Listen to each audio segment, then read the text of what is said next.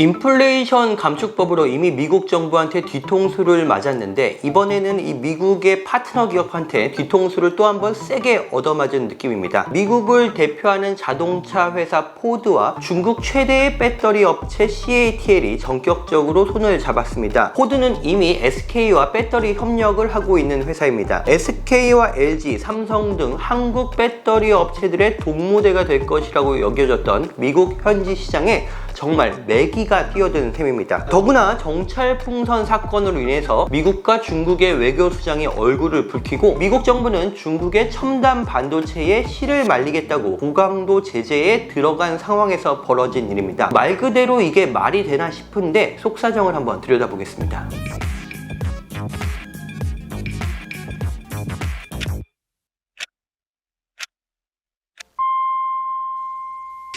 트로이의 목마가 될 것이다. 이 워싱턴 DC 바로 옆 버지니아주의 글렌 영킨 주지사가 포드와 CATL의 합작을 두고 이렇게 얘기를 했습니다. 이 버지니아주는 원래 이 합작 공장의 유력한 후보지였는데요. 공화당 출신 영킨 주지사가 중국 업체와의 이런 합작이 결국 독이 될 수 있다면서 스스로 유치를 포기했습니다. 미국 내에서도 포드와 CATL의 합작이 상당히 정치적으로 논쟁을 불러일으키고 있는 하나의 단면입니다. 포드와 CATL의 합작 공장을 간단히 요약을 한번 해보면요, 이 35억 달러를 들여서 이 미시간주의 배터리 공장을 짓습니다. 2026년에 공장이 가동될 예정이고요. 이 가동이 시작되면 연간 40만 대의 전기차에 공급될 배터리가 이 공장에서 생산됩니다. 그런데 합작 방식이 좀 특이합니다. 포드가 공장을 완전히 소유하고 운영합니다. CATL은 지분을 1%도 가져가지 않습니다. 다만 CATL은 기술을 제공해서 이 라이선스 피를 받고요,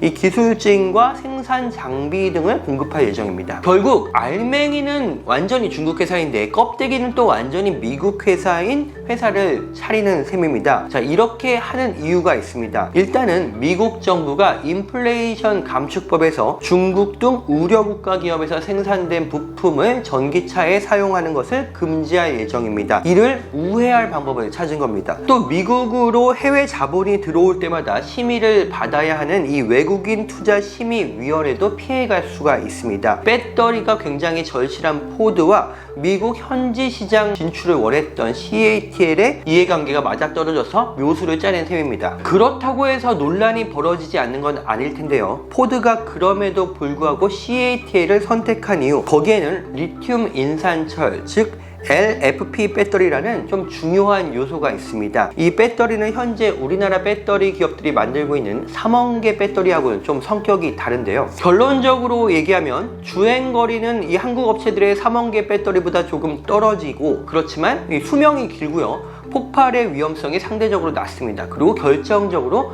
가격이 저렴합니다. 원래 LFP 배터리라고 해서 무조건 저렴한 것은 아닌데요, 이 배터리의 성분들을 절묘하게 조합해서 싸게 만드는 기술을 CATL이 갖고 있습니다. 보통 한국 업체들의 배터리보다 성능은 10에서 20% 정도 떨어지지만 가격 역시 10에서 20% 정도 저렴한 것으로 알려져 있습니다. 지금 전 세계 도로에 있는 전기차의 3분의 1에 CATL의 배터리가 들어있을 정도로 CATL은 독보적인 배터리 기술을 가진 기업입니다.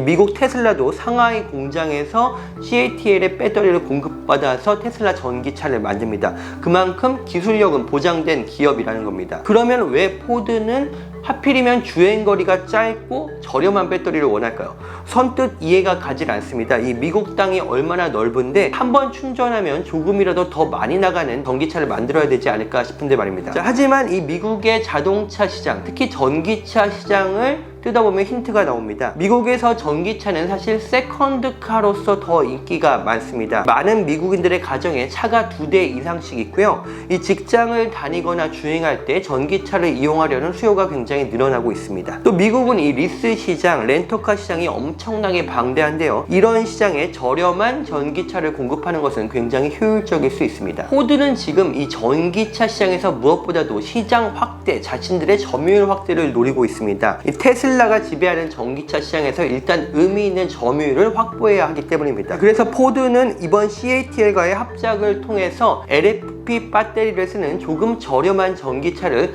대거 시장에 내놓을 예정입니다. 그렇다면 포드와 CATL의 합작이 이 한국과 미국의 이른바 배터리 동맹에는 어떤 영향을 끼칠까요? 사실 이 완성차 업체들이 배터리 회사를 두세 개 정도 같이 공급망으로 쓰는 것은 어떻게 보면 당연한 일입니다. 하지만 문제는 여기서는 CATL이라는 중국 기술 기업이 미국 전기차 시장에 완전히 진출을 했다는 건데요. 포드는 그간 SK와 협력을 해왔고 또 제너럴 모터스는 LG와 배터리 합작을 해왔습니다. 물론 기존의 한국 업체들과 계약한 물량이나 합작이 이번 건으로 해서 영향을 받지는 않고요. 우리 역시 미국 전기차 시장에서 계속해서 완성차 업체들과 합작을 할 것입니다. 하지만 문제는 이 포드와 CATL의 이번 합작 방식이 앞으로 보편화될 수 있다는 점입니다. 지금 보면 이 미국 공화당에서는 이번 합작건에 대해서 좀 제대로 조사를 해라 이런 목소리도 나오고 있기는 합니다. 마르코 루비오 상원 의원이 이번 건을 외국인 투자 심의위원회에서 검토할 것을 요청하는 이 서한을 미국 행정부에 발송했습니다. 그런데 이상하게도 중국을 엄청나게 견제하는 바이든 행정부에서는 이번 합작에 대해서 어떤 이런 방구도 특별한 말이 나오질 않습니다. 앞서 우리 정부 고위 관계자도 백악관을 찾아서 이번 합작에 대한 문제 제기를 했다고 하는데요. 이런 합작이 사실 이 미국의 러스트벨트인 미시간주에 굉장히 큰 투자를 하고 또 많은 고용을 창출하다 보니까 백악관의 입장이 굉장히 애매모호합니다. 이번 건이 이렇게 얼렁뚱땅 넘어간다면 CATL과 미국 완성차 업체들의 합작은 앞으로도 계속해서 같은 형태로 진행될 가능성이 큽니다. 이건 그만큼 우리 배터리 업체들이 시장이 줄어든다는 것을 의미합니다. CATL은 그만큼 무서운 잠재력을 가지고 있는 기업입니다. 윤홍의 워싱턴 24시 점점 복잡해지는 미중 경제관계 그리고 그 사이에 껴있는 이 한국 업체들의 얘기를 한번 해봤습니다. 다음 시간에 더 재밌는 소재로 다시 뵙겠습니다.